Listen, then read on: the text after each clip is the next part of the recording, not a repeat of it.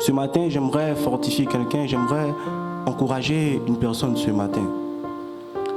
Alors, selon la traduction du Monde Nouveau, j'aimerais nous amener dans le livre de Matthieu 7 au verset 24. Alors, je vais lire.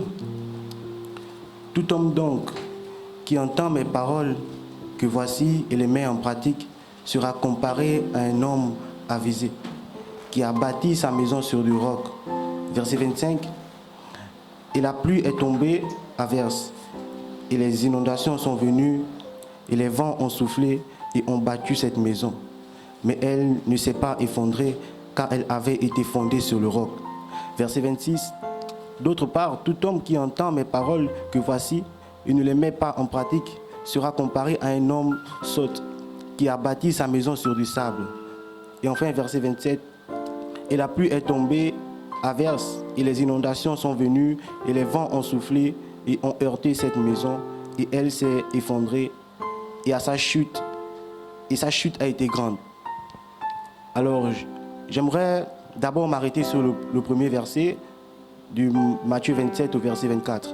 Alors, lorsque nous lisons, nous pouvons comprendre que lorsque nous recevons la parole, pour beaucoup de personnes, lorsque nous sommes en contact avec la parole, lorsque nous entendons la parole, nous avons souvent du mal à emmener ce que l'on entend en manifestation. Nous avons souvent du mal à pratiquer la parole de Dieu. Et c'est en pratiquant la parole que nous pouvons être stables. C'est en pratiquant la parole que nous pouvons être solides. Et le plus souvent, lorsqu'on parle de quelque chose qui est stable et qui est solide, lorsqu'on parle du rocher, on voit quelque chose qui est dur, quelque chose qui est solide. Et cette parabole, nous pouvons aussi la trouver dans le livre de Luc, dans le livre de Luc 6, au verset 47. Et ici, il dit « Tout homme qui vient à moi et qui entend mes paroles ». Et ici, nous pouvons comprendre plus clairement ce que Jésus disait à la foule. Et nous pouvons comprendre ici que lorsque nous pratiquons la parole, nous pouvons avoir une stabilité. Et Dieu se reconnaît lorsque nous pratiquons sa parole. Ensuite, il dit, dans Luc 6, au verset 47, au verset 48, il dit « Sera semblable à un homme bâtissant une maison qui a creusé et qui est allé profond et a posé les fondements. » Et le plus souvent, pour habitude, nous avons tous pour habitude de voir au quotidien lorsque nous voyons des maisons qui sont mal bâties, lorsque nous voyons des maisons qui sont bâties sur des terrains accidentés, nous avons souvent pour habitude de porter des jugements. Nous avons souvent pour habitude de dire et de se poser certaines questions, que cette maison finira par s'écrouler, que cette maison finira par être victime d'un éboulement. Mais qu'est-ce qui fait en sorte qu'on se pose ces questions?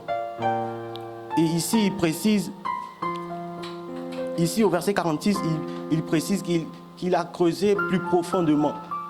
Alors souvent, lorsque nous bâtissons nos maisons, sur un plan naturel, lorsque nous bâtissons nos maisons, est-ce que nous prenions soin de bâtir une maison qui sera durable? Est-ce que nous prenons soin de s'assurer que les fondements de la maison soient solides pour pouvoir supporter les vents et les tempêtes, pour pouvoir supporter la pluie, de sorte que lorsqu'elle viendra, notre maison sera solide? Et ici, nous pouvons être à l'image. Ici, la maison peut être à l'image de notre marche avec le Christ. Ça peut être à l'image de notre vie chrétienne. Est-ce que lorsque nous marchons avec le Christ, nous sommes capables de manifester la parole de Dieu? Est-ce que nous sommes stables? De sorte que lorsque le vent souffle, nous allons pouvoir être solides. Et le vent est souvent synonyme de problème. Le vent est souvent synonyme de tribulation. Le vent est souvent synonyme de malheur. Mais lorsque nous faisons face au vent et à la tempête, lorsque nous faisons face à ces choses, comment nous nous comportons? Est-ce que nous avons la force et le pouvoir de pouvoir tourner notre regard vers Dieu?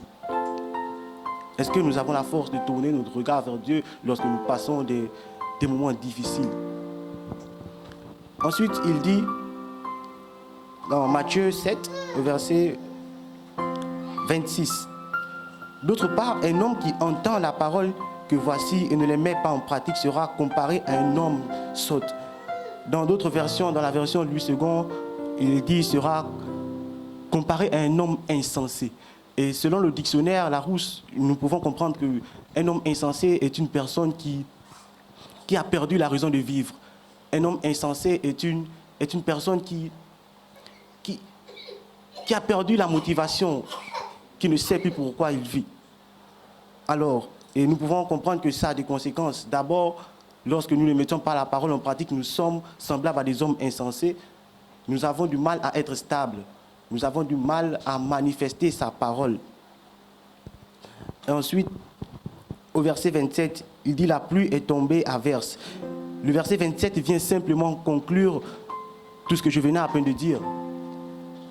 Ça vient conclure que lorsque nous recevons la parole qui est une semence, comment nous nous comportions?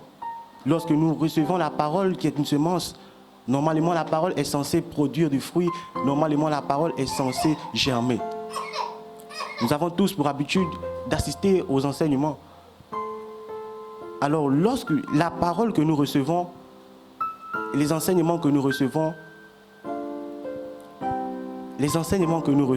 est-ce que nous arrivons à l'emmener en manifestation?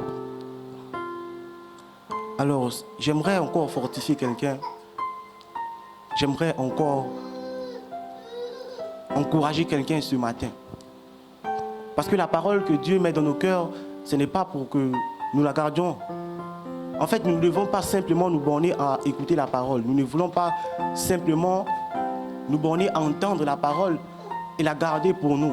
Nous devons la mettre à disposition des frères et des sœurs. Nous devons la mettre à disposition des gens qui ont besoin d'entendre la parole. Car assurément, par cette parole, quelqu'un peut être délivré. Par cette parole, quelqu'un peut être encouragé. Par cette parole, quelqu'un peut être transformé.